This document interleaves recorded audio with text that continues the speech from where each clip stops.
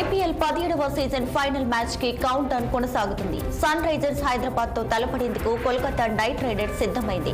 ప్రపంచ వ్యాప్తంగా కోట్లాది మంది అభిమానులను గత 6 వారాలుగా ఓలలాడిస్తూ వచ్చిన ఐపీఎల్ 17వ సీజన్ టైటిల్ పోరు ఉత్కంఠ భరితంగా సాగనుంది.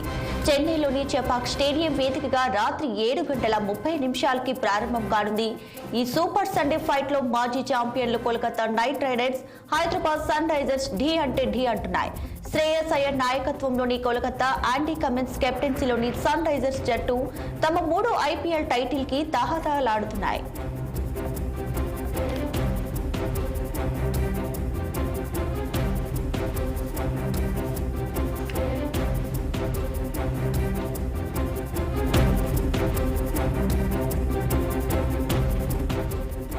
ఐపీఎల్ గత 16 సీజన్లలో ఇటు కోల్కతా అటు హైదరాబాద్ జట్లకు చెరు 2 సార్లు విజేతగా నిలిచిన రికార్డు ఉంది.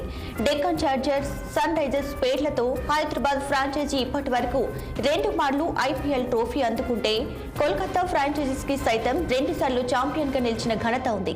మరోవైపు నిన్న సాయంత్రం చెన్నైలో వర్షం పడటంతో ఆ జట్టు ప్రాక్టీస్ కి అంతరాయం ఏర్పడింది. దీంతో ఇండోర్లోనే గడిపేసింది.